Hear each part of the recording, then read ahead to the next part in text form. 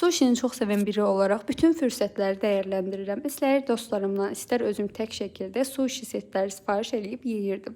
Son günlərdə ürəyimə çox qəşəng sushi düşmüşdü, ancaq maddi vəziyyətimi nəzərə alaraq düşündüm ki, evdə özüm hazırlaya bilərəm. Və bütün ləvazimatları aldım, ancaq yaxın marketlərdə nori, yəni yosun olmadığı üçün onu sadəcə düyü üzərində bükməyə qərar verdim. Mənim səhvlərimdən 2 dənə oldu. Bir norinin olmamağı və lapşa, yəni sushi düyüsündən deyil də ev düyüsündən istifadə etməyim. Uğursuz nəticədən sonra qərar verdim ki, mən bu bütün ləvazimatları bir-birinə qarışdırıb sushi bowl hazırlayım. Bütün ləvazimatları qarışdırdım. Üzərinə sushi üçün nə istifadə edirdimsə və inanın çox gözəl bir sushi alınır.